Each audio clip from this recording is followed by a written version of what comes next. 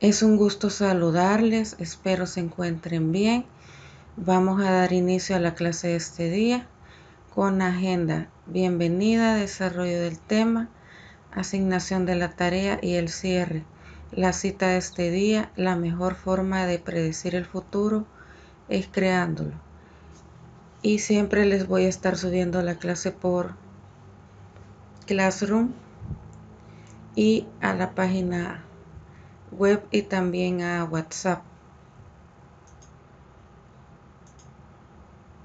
El tema de este día: fuentes de computadoras e instrumentos de medición. Vamos a ver lo que es el concepto de corriente alterna, que se denomina como corriente alterna a la corriente eléctrica en la que la magnitud y el sentido varían cíclicamente. Utilizada genéricamente, la AC, que es la abreviatura, se refiere a la forma en la cual la electricidad llega a los hogares y a las empresas. Sin embargo, las señales de audio y de radio transmitidas por los cables eléctricos son también ejemplos de corriente alterna. En estos usos, el fin más importante suele ser la transmisión y recuperación de la información codificada o modulada sobre la señal de la AC.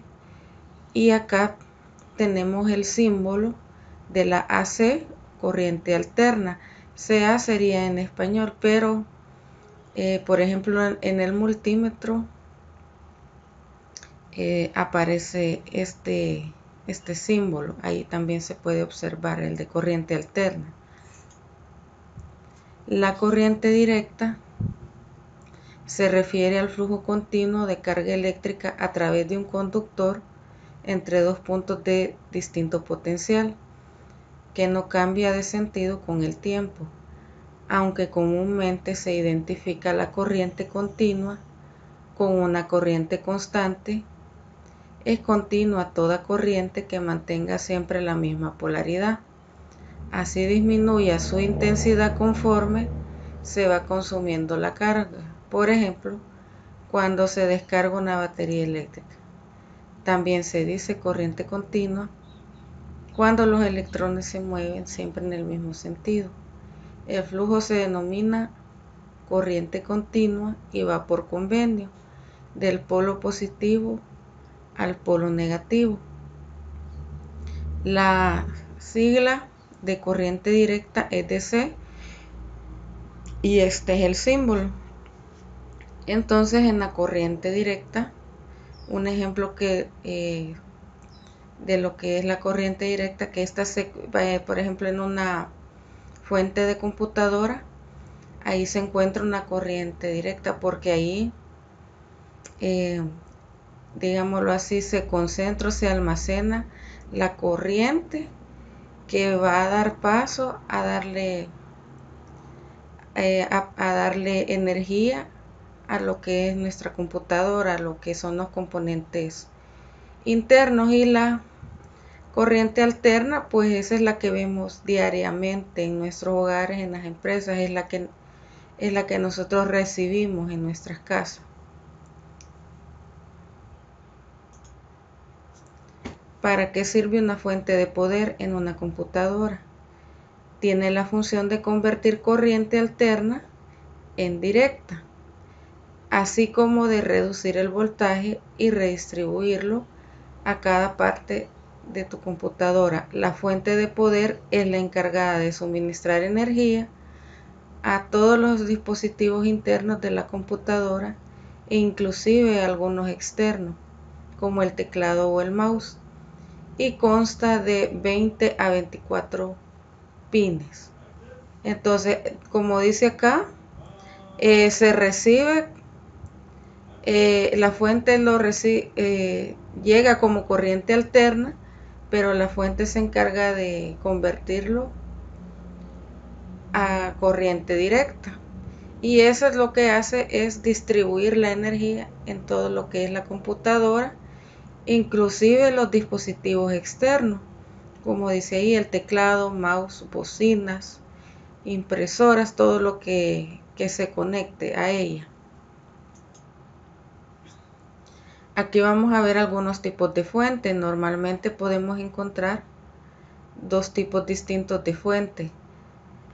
Las fuentes que incluyen un gran surtido de conectores y las fuentes modulares tienen un costo más alto, pero que permiten conectar o desconectar los cables a usar según nuestras necesidades. Ahí podemos observar una fuente modular, que son las que son un poquito más caras, y estas los conectores, bueno, estas partes como negritas que se ven en imagen, eso se llaman molex. Entonces estos molex se conectan a lo que es la motherboard y también se conectan a la fuente, se conectan cada uno de ellos a ambas partes. ¿Para qué nos puede servir esto? Digamos de que se arruina la fuente, usted ya no tiene necesidad de quitar los molex de la motherboard, sino que solo los que van conectados a la fuente modular. Entonces ya solo lo desconecta y la sustituye y ya solo conecta lo que va hacia la fuente. De ahí va lo que de ahí las que todos conocemos, la fuente no modular, que es así, ya vienen los cables puestos en la fuente, no se pueden quitar. Entonces los molex hay que conectarlos a la motherboard. Al quemarse la fuente, pues sí, hay que quitar los molex de la motherboard y de ahí poner la fuente nueva y volverlos a conectar. Entonces esa es la facilidad que da la fuente modular, que es un poco más sencillo el retiro de la fuente. El formato tamaño de la fuente más habitual es el denominado ATX, compatible con este tipo de torres. Cuando dice denominado ATX se refiere a los case o a la caja donde están los componentes internos como la motherboard. También podemos encontrar fuentes con los cables mallados. Los cables mallados es esta parte que se ve como negra, no sé, ya cuando usted abra la diapositiva lo va a ver mejor. Esta parte como negra es como un forrito o una malla para recubrir los cables y estén más protegidos. Las fuentes de hoy en día así vienen. Antes no traían esta malla, solo traían los cablecitos. Venían desprotegidos, digámoslo así. Lo que nos ayuda es que se vean estéticamente bien y protege los cables a la hora de repartirlos por el interior de la torre.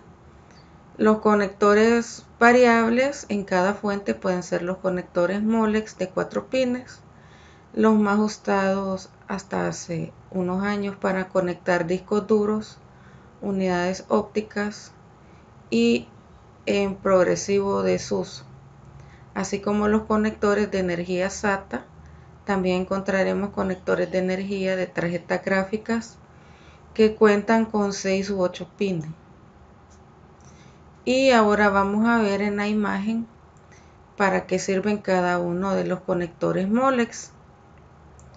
En la imagen, el número 1 es un conector BERC para disquetera, que eso ya está obsoleto, ya no se utiliza, pero es bueno siempre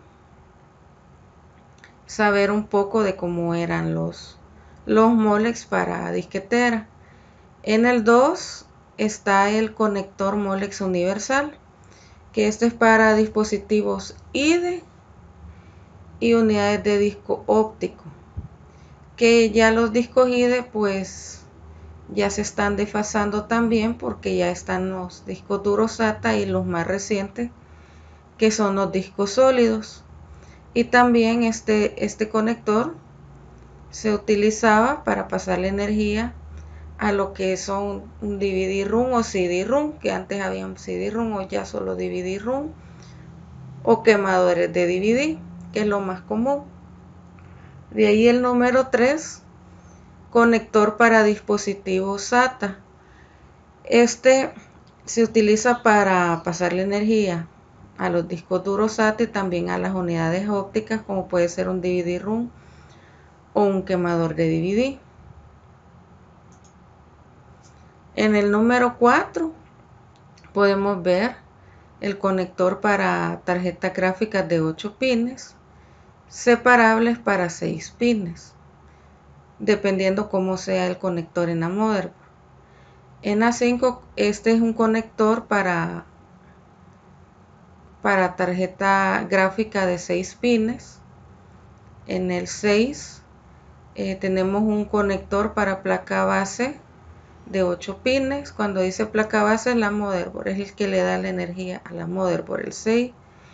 El 7, conector para CPU combinado para el conector de la placa base de 8 pines a 12 voltios. Este es otro tipo de conector para la motherboard.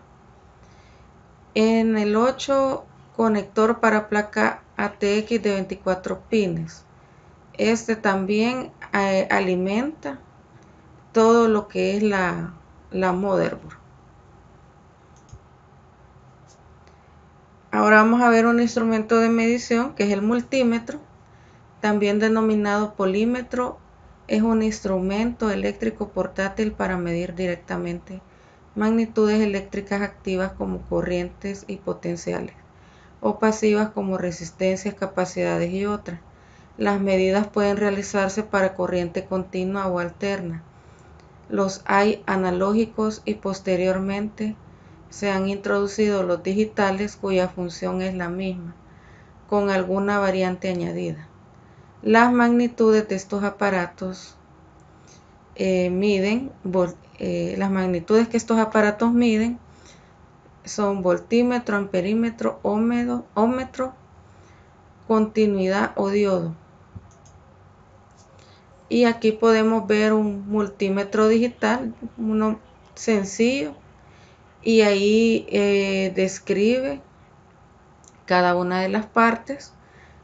Por ejemplo, aquí está el símbolo de la corriente continua. Acá está el símbolo de la corriente alterna, que era ahí lo que les estaba explicando al inicio, para qué servía cada una de ellas. También tenemos la parte para medir o probar la resistencia eléctrica de componentes electrónicos.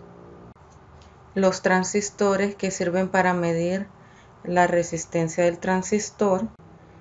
Los diodos, los conectores para medición punta negra, conector para medición punta roja, conector para medición de corriente con una intensidad máxima de 10 amperes de punta roja.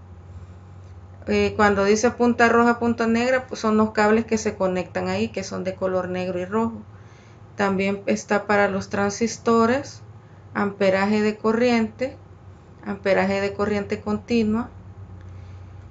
Y eso es lo que trae el multímetro. Entonces, en mantenimiento, pues aquí lo vamos a ocupar para medir el voltaje de la fuente.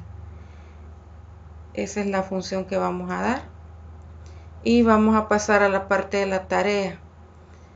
Dice: investiga en qué consiste un multímetro análogo y dibuje o recorte la imagen de un multímetro análogo.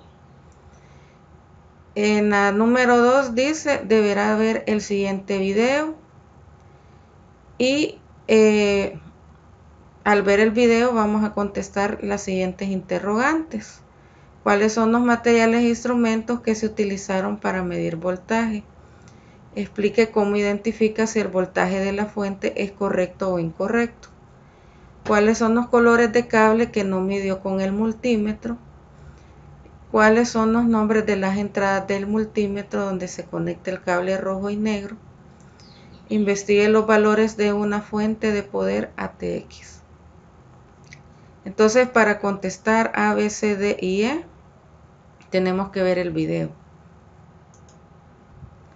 Y la fecha de entrega es para el día martes 11 de mayo Ahí lo pueden enviar al correo o al Classroom, y si no puede por ninguna de los dos medios, al WhatsApp. Y no se nos olvide poner nuestro nombre completo, número de lista, opción y sección. Con esto concluyo la sesión de este día. Espero tengan una bonita semana y nos vemos en la próxima.